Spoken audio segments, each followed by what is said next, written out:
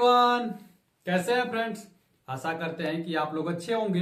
तो जैसे कि आपको पता है कि आज है 14 फरवरी और आज हमारे रेलवे ग्रुप डी में क्वालिफिकेशन को लेके कोर्ट में सुनवाई होने वाली थी।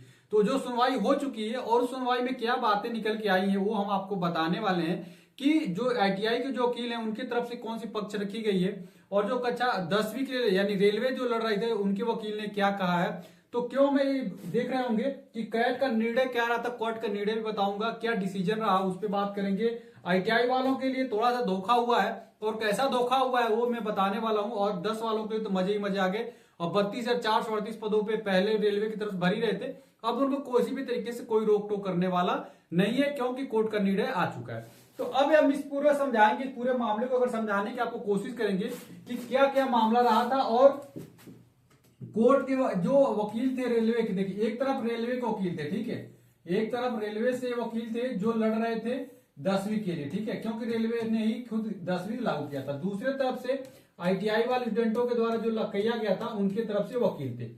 दोनों तरफ से आपस में अपने अपने पक्षों को रखा गया। तो आईटीआई के जो वकील थे इन्होंने रखा कि भाई आपने ही 2019 में रेलवे की तरफ से आप ही बोले थे कि 2019 में हम आने वाले आगे वो कोई भी भर्ती रहेगी रेलवे ग्रुप डी से उसमें हम आईटीआई को लागू करेंगे, ठीक है। उसके बाद से आपने कब तक जो शार्ट नोटिस आई थी 28 दिसंबर के आसपास जो शार्ट नोटिस आई थी वहां तक भी आपने आपकी वेबसाइट पे लगातार ये पड़ा रहा, जितने भी जोन थे हर जोन की वेबसाइट पे पड़ा रहा कि कक्षा जो 10वीं पास को लागू नहीं किया जाएगा और केवल आईटीआई वाले क्या रहेंगे, लागू रहेंगे रेलवे ग्रुप डी के लिए। और ये 28 दिसंबर की वेबसाइट पे आपके पड़ा रहा, ठीक है। ये सारे मैटर था और आपने करीब 5 से 6 साल तक लगातार लड़कों को क्यों भ्रमित कर रहा था कि आप आईटीआई लागू करेंगे। तो इस तरीके से देखा जाए आईटीआई के वकील जो थे उन्होंने भी अपना पक्ष बहुत बेहतरीन तरीके से रखा था कि जो जो उनके निजी मामले थे, जो जो आईटीआई वालों के साथ हुआ था, भाई 6 साल हो गया, स्वाभाविक सी बात है, लगातार आपकी वेबसाइट पे पड़ा रहा, ये भी सही बात है। 28 दिसंबर तक जो शार्ट नोटिस आई तब तक इनके वेबसाइट पे पड़ा रहा कि क्या होने वाला है कि आईटीआई को लागू किया जाएगा टेक्निकल पोस्टों के लिए। उसके बाद से 19 फरवरी आपको बताया ही था, 2018 और 19 के बाद से जो निर्णय लिया गया था 19/6/2019 में ये मेंशन किया गया कि आने वाली भर्तियों में हम रेलवे ग्रुप डी में आईटीआई को लागू करेंगे, ठीक है। ये इनके तरफ से पक्ष था, इनका तरफ काफी मजबूत था, ये भी काफी अपने तरीके से संघर्ष करते रहे, अपनी तरफ से जिताने की कोशिश की। लेकिन इधर से क्या हुआ, जो रेलवे के वकील थे इन्होंने साफ तौर से बोल दिया, देखिए भाई जो आप 28 दिसंबर की बातें कह रहे हैं ना वो शार्ट नोटिस था और उस शार्ट नोटिस में यहाँ पे किसी भी तरीके से जिक्र नहीं किया गया था कि हम 10वीं को हटा रहे, 10वीं को लागू करके आईटीआई को हटा रखें, ऐसा वहां पे कहीं मेंशन नहीं था, ठीक है। यानी कि जो आपका जो 2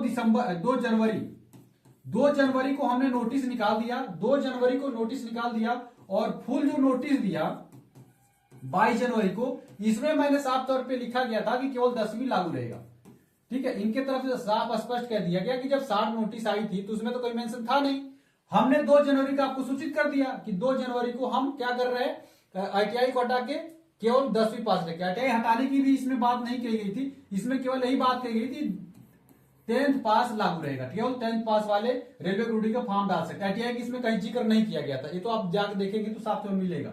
22 जनवरी की इन्होंने फुल नोटिस की भी दी है कि फुल नोटिस में तो कहीं लिखा ही नहीं है कि हम आईटीआई को लागू रखेंगे, हटाएंगे, कहीं भी तरीके से दिक्कत नहीं है। और 28 दिसंबर के साथ नोटिस में मेंशन ही नहीं था, तो इसलिए आईटीआई वालों का पक्ष जो है वो तो एक तरीके से क्या हो गया, कमजोर होता गया। और एक तरीके से रेलवे के वकील ने एक तरीके और अच्छी बात बोली कि देखिए आप कह रहे हैं कि 10th प्लस आईटीआई को लागू रख दिया जाए, ठीक है, 10th प्लस आईटीआई को लागू रख दिया जाए। लेकिन इन्होंने बहुत बेहतरीन तरीके से ये जो वकील थे इन्होंने जज को अच्छे तरीके से समझाया कि जो रेलवे का जो ज्यादा फायदा है वो 10 वालों के साथ है और बहुत संख्या बड़ी मात्रा में कक्षा 10वीं के स्टूडेंट रहेंगे तो उनकी तरफ से जज का रुझान भी आ जाता है। और एक बात और बता दें कि कभी भी इस ऐसे मामलों में जब लड़ाई होती है तो अधिकतर मामलों में जो गवर्नमेंट होती है ना उसी की जीत भी होती है, क्योंकि गवर्नमेंट खुद ही अपने निर्णय के बारे में सब कुछ अच्छे तरीके से डिस्क्राइब कर लेती है। और यहाँ पे वकील रहते हैं, इनका रीजन कुछ भी बहुत ज्यादा स्पष्ट नहीं हो पाया जितना स्पष्ट तरीके से ये जो 10वीं पास के यानी जो रेलवे की तरफ से वकील थे उन्होंने रख पाए। तो फाइनली निर्णय यही रहा कि भाई आईटीआई को हटाया जाएगा। आईटीआई का कोई पहले में मैटर था नहीं, 2 जनवरी के स्पष्ट हो ही गया था 2 जनवरी से। तो आईटीआई को क्या किया जाएगा, हटा के केवल 10वीं पास को ही रखा जाएगा और ये सुनवाई के प्रॉपर तरीके से निर्णय रहा। तो ये सारे निर्णय मैंने आपको बता दिए कि 10वीं लागू रहेगा। अब 10वीं वालों के लिए किसी भी तरीके से कोई भी समस्या नहीं रहेगा। ITI वालों के साथ थोड़ा सा धोखा हुआ है, लेकिन दोस्त कोई भी बात नहीं, मेहनत करिए। 32,438 पोस्टों में सिलेक्शन लीजिए, आप मेरे साथ जुड़े रहिए। मैथ की तो मैं अच्छे तरीके से प्रैक्टिस करवा ही रहा हूं, उसमें आपका सिलेक्शन मैथ में 25/25 का टारगेट मैं लेके चल ही रहा हूं। आगे आने वाले समय में साइंस भी मैं आपका कंप्लीट कराते हुए नजर आऊंगा। बाकी आपको क्या लगता है कि ITI वालों से धोखा सच में हुआ है या 10 वालों के साथ बल्ले बल्ले हुआ, तो आप लोग कमेंट करके जरूर बताइएगा। क्या कोर्ट का निर्णय बिल्कुल सही है, निष्पक्ष से किसी भी तरीके से लापरवाही नहीं हुई है, किसी तरीके से गलत निर्णय नहीं आया है, तो आप लोग कमेंट करके जरूर बताइएगा निर्णय कैसा रहा था कोर्ट का। चलिए, आशा करते हैं जानकारी आपको अच्छी लगी हो। जानकारी अच्छी लगी तो लाइक करिएगा और चैनल को तो जरूर सब्सक्राइब करिए, बेल बटन को भी दबा लीजिए। व्हाट्सएप ग्रुप जो डिस्क्रिप्शन में है उससे भी जुड़ जाइएगा।